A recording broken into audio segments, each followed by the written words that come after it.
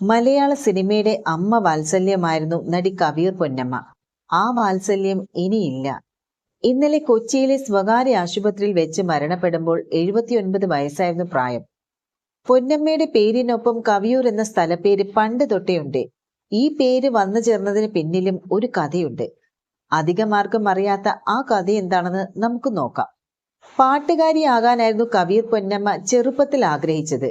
പ്രശസ്ത ഗായിക കവിയൂർ രേവമ്മയുടെ പിൻഗാമിയാകട്ടെ എന്ന് പറഞ്ഞുകൊണ്ട് പൊന്നമ്മയുടെ അരങ്ങേറ്റത്തിൽ വെച്ച് നാട്ടുപ്രമാണിയായ പ്രവർത്തിയാരാണ് പൊന്നമ്മയുടെ പേരിനൊപ്പം കവിയൂർ എന്ന ദേശനാമം ചേർക്കുന്നത്. അതോടെ പൊന്നി കവിയൂർ പൊന്നമ്മയായി മാറുകയായിരുന്നു.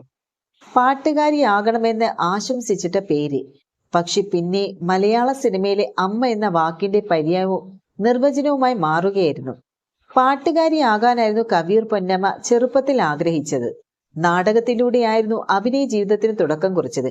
പക്ഷെ കാലം കവിയൂർ പൊന്നമ്മയെ നടിയാക്കി മാറ്റുകയായിരുന്നു. അങ്ങനെ മലയാള സിനിമയുടെ അമ്മ മുഖമായി മാറി കവിയൂർ പൊന്നമ്മ.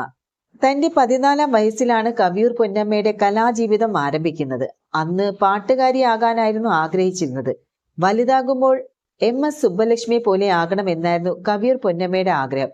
പക്ഷേ സംഗീത സംവിധായകൻ G ദേവരാജന്റെ നിർബന്ധത്തിന് വഴങ്ങി കവിയൂർ പൊന്നമ്മ നാടകത്തിലെ പാട്ടുകാരിയായി.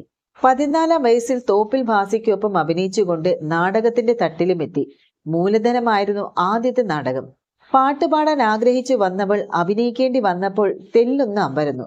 അങ്ങനെ പേടിച്ച് കരഞ്ഞു നിന്ന പെൺകുട്ടിയുടെ അരികിലെത്തി ആശ്വസിപ്പിക്കുന്നത് തോപ്പിൽ ഭാസിയാണ്. എടി കൊച്ചെ, അഭിനയം അത്ര വലിയ കാര്യമൊന്നുമല്ല, ഞാൻ പറയുന്നത് പോലെ ചെയ്താൽ മതി എന്നായിരുന്നു തോപ്പിൽ ഭാസിയുടെ മോട്ടിവേഷൻ വാക്കുകൾ. അങ്ങനെ ഗായിക നായികയായി മാറുകയായിരുന്നു. അധികം വൈകാതെ തന്നെ കവിയൂർ പൊന്നമ്മയെ തേടി സിനിമയും എത്തി. മേരിലാൻഡ് ഒരുക്കിയ ശ്രീരാമ പട്ടാഭിഷേകമായിരുന്നു കവിയൂർ പൊന്നമ്മയുടെ ആദ്യത്തെ സിനിമ. കൊട്ടാരക്കര ശ്രീധരൻ നായർ അവതരിപ്പിച്ച രാവണന്റെ ഭാര്യയായ മണ്ടോദരി ആയിട്ടായിരുന്നു സിനിമാ നടിയായി തുടക്കം. പക്ഷേ അക്കാലത്തും സംഗീതം വിടാൻ കവിയൂർ പൊന്നമ്മ ആഗ്രഹിച്ചിരുന്നില്ല. പാട്ട് തന്നെയായിരുന്നു അവരുടെ മനസ്സിലെ ലക്ഷ്യം. പാട്ട് പഠിക്കുന്നതും പാടുന്നതുമൊക്കെ സജീവമായി തന്നെ തുടർന്നുപോയി. നായികയായി സിനിമയിൽ തുടങ്ങിയെങ്കിലും പൊന്നമ്മയുടെ ചെറുപ്പത്തിൽ തന്നെ അമ്മ വേഷങ്ങൾ തേടിയെത്തിയിരുന്നു. തന്റെ 19-ാം വയസ്സിൽ തന്നെ അമ്മയായി കവിയൂർ പൊന്നമ്മ അഭിനയിച്ചു. പിന്നാലെ തന്നെ സൂപ്പർ താരങ്ങളായ സത്യൻ, മധു, പ്രേം നസീർ തുടങ്ങിയവരുടെ അമ്മയായി കാലങ്ങൾക്കിപ്പുറം മോഹൻലാലിന്റെയും മമ്മൂട്ടിയുടെയും പൃഥ്വിരാജിന്റെയും വരെ അമ്മയായി അഭിനയിക്കാനും കവിയൂർ പൊന്നമ്മയ്ക്ക് സാധിച്ചു. 6 പതിറ്റാണ്ടിനിടെ 700ഓളം സിനിമകളിലും പൊന്നമ്മ അഭിനയിച്ചു.